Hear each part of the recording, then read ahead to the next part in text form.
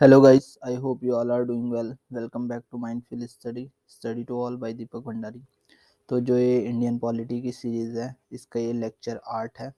इसमें जो हमने फंडामेंटल राइट्स देखे थे लास्ट लेक्चर में, तो उसका ये लास्ट पार्ट है। इसमें है राइट टू कॉन्स्टिट्यूशनल रेमेडीज, जिसमें हम रिट्स देखेंगे। 5 टाइप की होती है writs basically: habeas corpus, mandamus, prohibition, certiorari and quo warranto. ये बाइलिंगुअल होगा।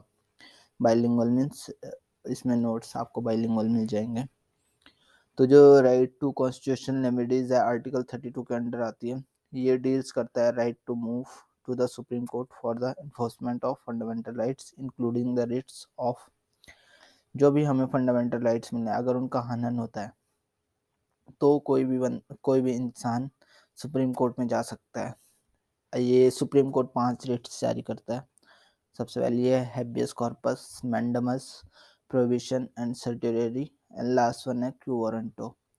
तो जो सबसे पहले ये हैबियस कॉर्पस, इसका हिंदी में अर्थ होता है बंदी प्रत्यक्षीकरण। ठीक है, means to have a body of. Other example है to be produced before the court. It can be issued against state and private individuals. तो जो ये है, तो इसमें ये कहा गया है कि अगर किसी का भी डिटेंशन होता है, डिटेंशन मीन्स अगर किसी को भी पुलिस पकड़ के ले जाती है, तो 24 घंटे के अंदर अंदर उसको कोर्ट में पेश करना अनिवार्य है। इधर अगर कोई हॉलीडे नहीं है तो कोर्ट में, तो उसको पेश करना जरूरी है 24 घंटे।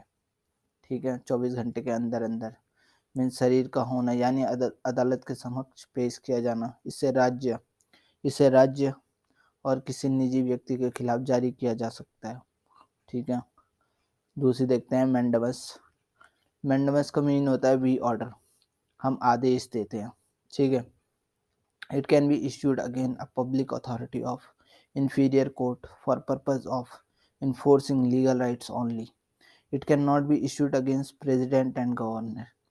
ठीक है, परमादेश होता है। परमादेश तो आपको पता ही होगा। इन बेसिक लेमन लैंग्वेज में बोलूंगा, जैसे एक घर का मुखिया होता है ना, वो किसी को एक आदेश दे दे तो उसका आदेश परमादेश है, मीन्स वो मानना ही मानना है। लेकिन जो ये आदेश देता है कोर्ट, जो हायर कोर्ट होता है, लोअर कोर्ट को किसी भी कानूनी अधिकार को लागू करने के लिए देता है। ठीक है, लेकिन अगर एक सार्वजनिक प्राधिकरण है या कोई भी कोर्ट वगैरह है, जो भी लोअर कोर्ट है, हायर कोर्ट उसको बाध्य नहीं कर सकता किसी चीज के लिए कि तुम ये वाले केस लो, ये मत लो। ठीक है, उसके लिए नहीं कर सकता। लेकिन अगर कोई लीगल राइट्स है, कानूनी अधिकार लागू करने के लिए के उद्देश्य से किसी जो ट्रिब्यूनल्स होते हैं और निचली अदालत में किसी के खिलाफ जारी किया जा सकता है। ठीक है, इसे राष्ट्रपति और राज्यपाल के खिलाफ जारी नहीं किया जा सकता है। इसे राष्ट्रपति और राज्यपाल के खिलाफ जारी नहीं किया जा सकता है। ये हो गया मैंडेमस।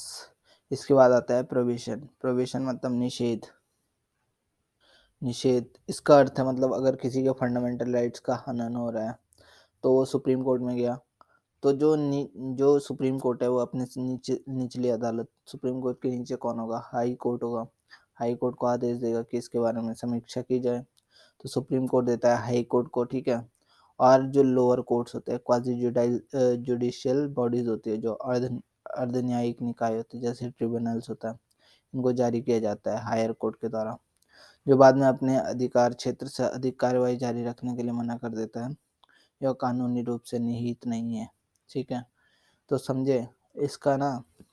अब देखो, सुप्रीम कोर्ट के अंडर में तो क्या आएगा? हायर कोर्ट ही आएगा, लेकिन हाई कोर्ट के पास ज़्यादा वो है, बड़ा क्षेत्र है। उसके बाद ट्रिब्यूनल्स भी आ जाते हैं, फिर ये जो भी होते हैं डिस्ट्रिक्ट के कोर्ट्स वगैरह होते हैं, ये सब आ जाते हैं इसके अंदर। ठीक है, तो इसके बाद है सर्टिलरी।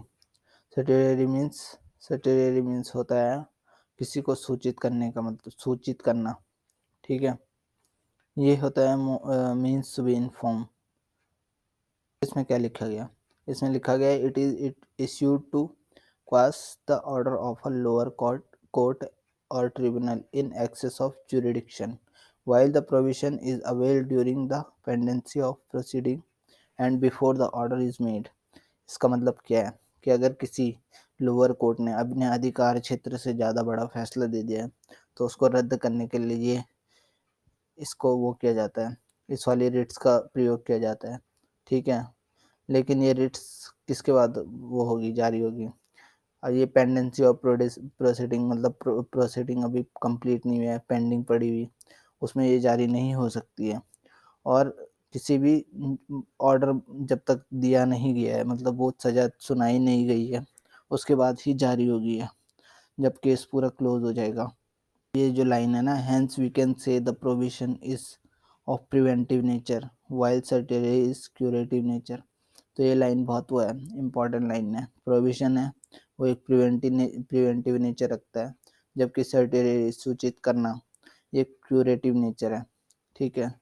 लेकिन 1991 में सुप्रीम कोर्ट ने एक वो दिया था, अपना स्टेटमेंट दिया था कि सर्टेरी इशू की जा सकती है किसी भी अगेंस्ट एडमिनिस्ट्रेटिव अथॉरिटी, कोई भी एडमिनिस्ट्रेटिव जो अधिकारी को, उसके खिलाफ, अगर वो किसी के इंडिविजुअल्स के राइट को हनन करता है। तो आगे देखते हैं इसमें हिंदी में क्या लिखा है। सूचित करने का मतलब है यह निचली अदालत या न्यायाधिकरण के अधिकार क्षेत्र से अधिक के आदेश को रद्द करने के लिए जारी किया जाता है, जबकि कार्रवाई के लंबित रहने के दौरान और आदेश दिए जाने से पहले निषेध उपलब्ध है। आदेश होने के बाद ही सर्टिफिकेट जारी किया जाता है, ठीक है, सर्टिफिकेट जारी किया जाता है। इसलिए हम कहते हैं कि निषेध निवारक प्रकृति का है, ठीक है। और जबकि सर्टिफिकेट उपचारात्मक क्यूरेटिव नेचर का है, वो प्रिवेंटिव नेचर का है, तो ये क्यूरेटिव नेचर का है, ठीक है। हालांकि 1991 में सुप्रीम कोर्ट ने फैसला सुनाया कि व्यक्तियों का अधिकार को प्रभावित करने वाले प्रशासनिक अधिकारियों के खिलाफ भी सर्टिफिकेट जारी किया जा सकता है, ठीक है। तो 1991 का ये याद रखना बहुत इंपॉर्टेंट है। ये आर्टिकल 32 को heart and soul of the constitution कहा जाता है। क्यों वारंट का अर्थ है आपका अधिकार क्या है। क्यों वारंट में कहा गया है what is your authority, it is issued to ensure that the person holding a public office is duly qualified to hold the office. Means अगर कोई भी अधिकारी है, वो उस ऑफिस में विधिवत होना चाहिए, विधिवत योग्य होना चाहिए, ठीक है, लीगली होना चाहिए, इलीगली नहीं हो सकता। कोई भी अधिकारी है या कोई भी ऑफिस हैं जो इंडियन गवर्नमेंट के अंडर आते हैं। So I hope you like the information. अगर आपको पसंद आती है तो ठीक है, मैं ये व्यूज़ के लिए तो कर नहीं रहा हूँ। अगर एक बंदे को भी इन्फॉर्मेशन समझ में आ गई तो अपना काम बन जाएगा means I want to do something for poor girls child and all state of community. So अपना यही है, मैं working toward making an educated India, क्योंकि अगर एजुकेटेड होंगे सब लोग तो अच्छी सोसाइटी बनाएंगे। सो जय हिंद, जय भारत।